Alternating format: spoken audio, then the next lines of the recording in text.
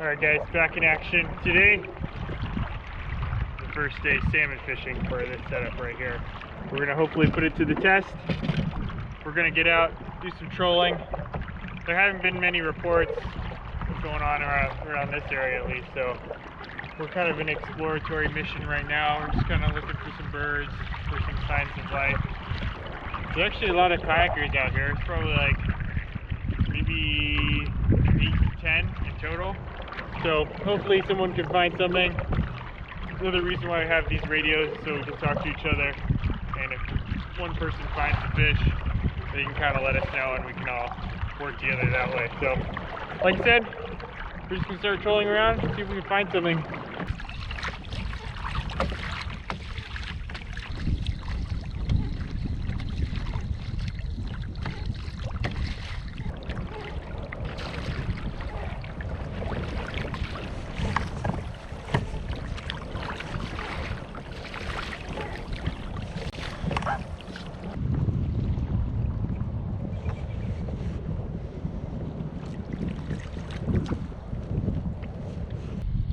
Little black rockfish going back.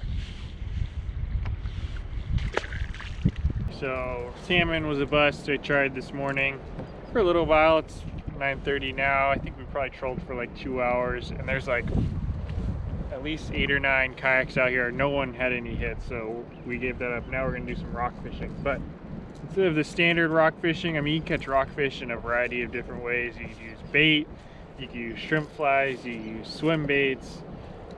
There's just a bunch of different ways, but today I'm going to use this guy right here. This is a Calissa. It's a new color that they have. This is the glow mackerel, I believe is the name of the color. There's a bunch of different colors. I've used them in the surf many times, but today we're going to see if we can catch some fish in the kayak, and we're going to target some rockfish, maybe lingcod if we're lucky, or cabezone. But yeah, we'll see what we can get here. Okay, so I'm going to fish this no weight, just straight up on the line here. You can see I got a little swivel up there to just in case there's line twist. You shouldn't get line twist with this unless it's tangled, but I just put it there anyways. So what I'm going to do is, since we're fishing deeper, than this thing will dive down normally probably like 2 to 3 feet, somewhere in that range, maybe a little deeper if you're using lighter line. But the fish we're catching today are on the bottom, and we're fishing in anywhere from like 20 to 50 feet of water. So what I'm going to do is I'm going to drop it down on the downrigger, and it's tricky on the downrigger. I mean, I have a fish finder, so that helps me a little bit, but you really got to make sure you don't drag on the rocks, because that's how you can get hung up. So what I'm going to do is I'm going to drop the downrigger about maybe 10 feet off the bottom. This thing will dive another couple feet below that, and then from there a rockfish or something will come up and try to grab it. So that gives me a little leeway. I'm not too close to the bottom, just in case there's rock pinnacles that come up. But yeah, we're gonna drop down, get some action.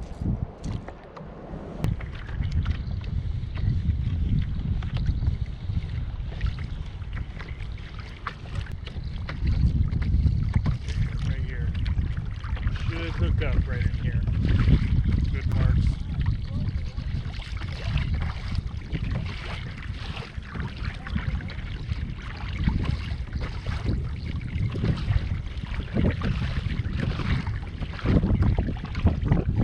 It's really important that you don't drag the downrigger ball on the rocks, because if you get it hung up, there's a lot of issues that can come from that. Oh, there was one.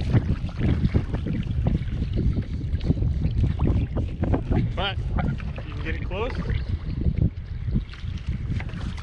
There you go. Not a big one. Just a little, I believe that's a black rockfish. But that's my first fish on the new color, Calissa. That's the glow mackerel, like I was saying. These guys have really sharp, you can see all their fins are splayed out. Those spines are super sharp, and it'll sting if you get stabbed by them, so you need to be super careful with them. Plus I don't want to get one of these truffles in my finger. Okay, there we go. That's a little black rockfish. We'll let him go. We're going to be all catching at least today. If you were fishing for rockfish and you wanted to keep them, one thing to note, 2 hooks max. So you'd have to take one of these hooks off. And you know what? We'll just do it right now anyway. So we're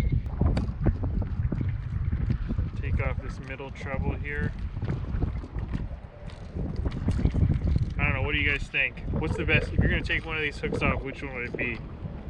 Me personally, I just take off the middle, so then it seems like if they hit the head or the tail, I'll still get them. I don't know, what do you guys think?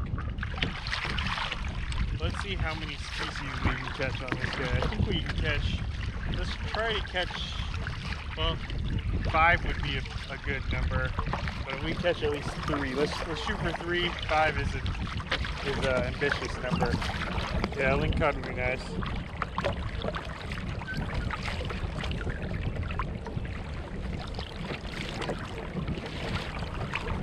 Here's one. Here's another one. Here's another one. There we go. Maybe a little bigger. Oh. I think. Yep. That's another species. So that, even though it looks really similar to the first one we caught, this is a blue rockfish. It's slightly different. They have a little bit smaller mouths. The color pattern's a little different. But species number 2. Blue, a black. I think there's probably some brown rockfish in here. And then we'll see if we can get something a little bigger, maybe a cabezon or a lingcod. But there we go, fish number 2 on the Calissa. Not too bad. Oh, we're marking a lot of fish here. Let's get back down. There's a lot of blues right here. All the way from 15 feet to the bottom.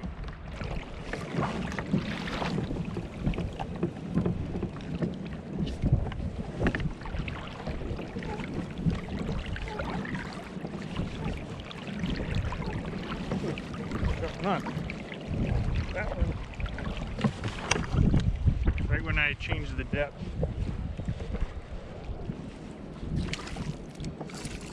Another black. You really got to watch out with these lures with the trebles flinging around. Easy, very easy to hook yourself. All right, another rockfish on the Calissa. That's number 3. On the Calissa. Calissa master.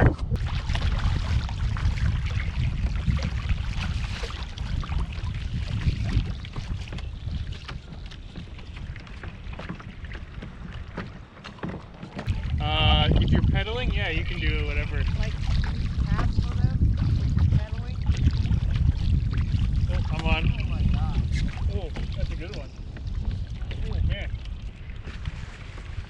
Hey, that's something good. Yeah, that's a good one. I think.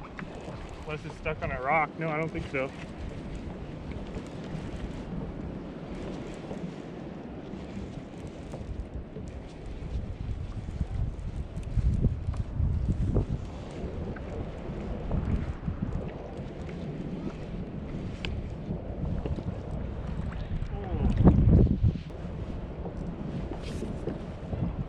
Oh, lingcod.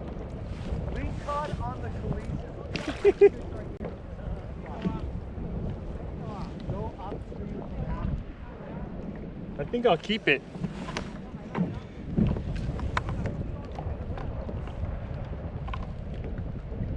Well, I wasn't planning to keep fish, but I see this lingcod and I can't resist. Luckily, I switched to 2 hooks, so it's legal. I don't like to net them, especially with the treble hooks, because that happens. Gets all tangled up in there, but it's the safest way to bring them aboard. All right, there we go.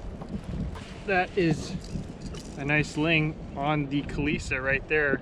Sardine, or glow mackerel, I think is what it's called, this color. Which makes sense because lingcod love mackerel, actual mackerel. So it makes sense they would hit this one as well. 24 inches. Not bad. Solid fish. Here inshore fishing, pretty close to shore, especially in a kayak. You can't really expect to catch many big ones, although I have caught big fish in here. So they do exist, but those are few and far between. So if you're not familiar with these fish, they got really, really big chompers. I don't know if you can see them in there. Definitely the biggest teeth out of any game fish that we have here in the West Coast, California West Coast.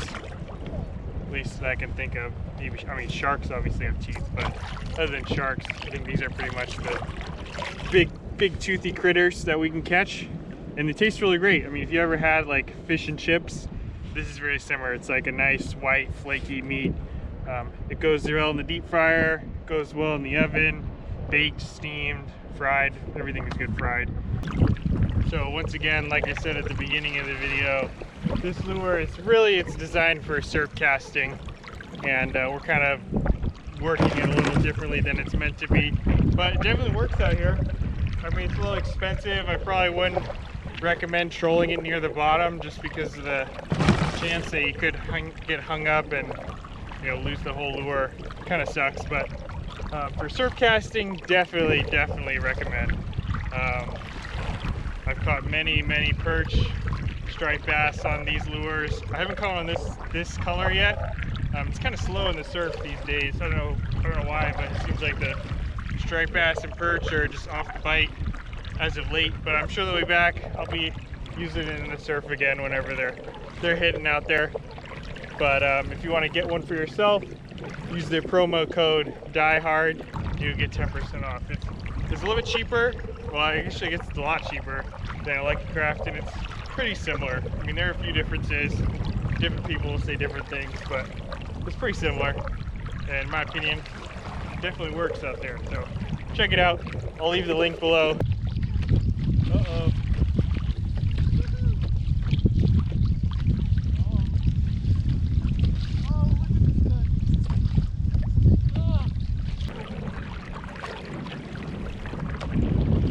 Nice.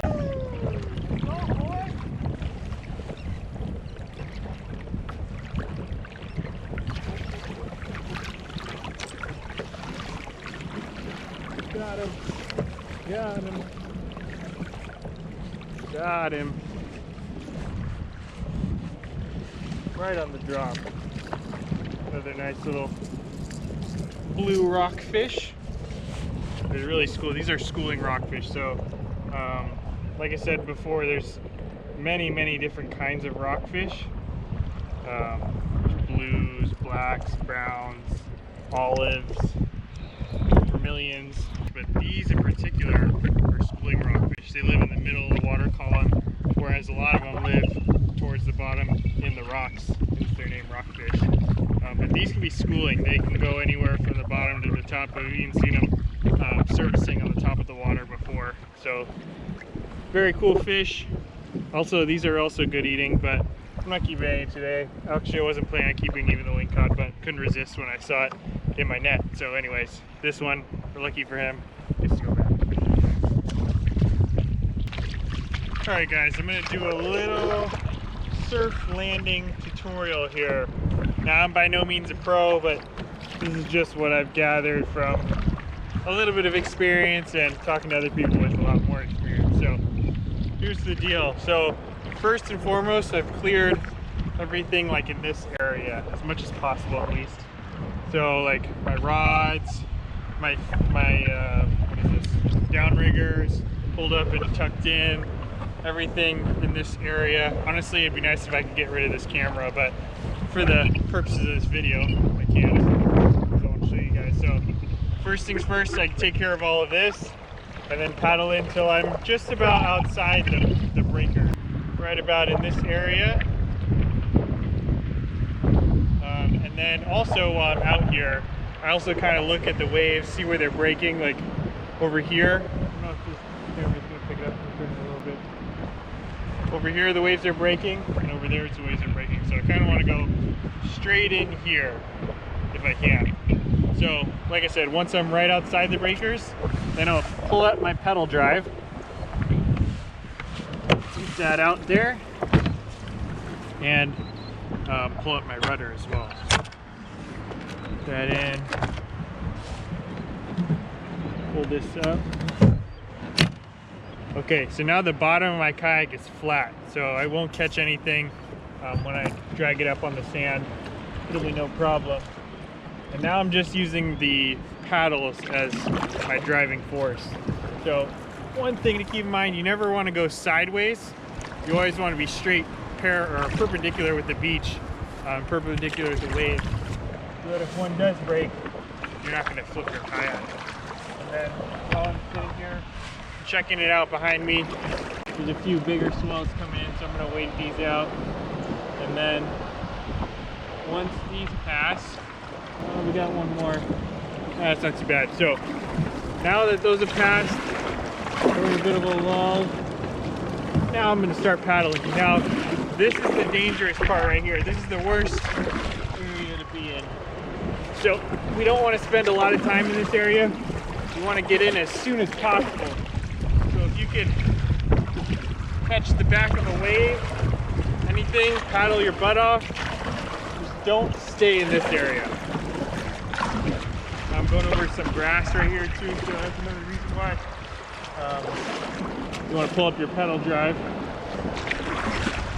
Let's go, let's go, let's go. You got caught in any of those, and you're gonna be in trouble. You're gonna be stuck right in the brake area, right in the area you don't want to be in. So you get right in here, and then I'm about maybe a foot or two of water right here. No problem, no waves are breaking. No need to rush it. But if you did panic, you know, one was breaking behind you, jump out of your kayak, yeah, drag it up.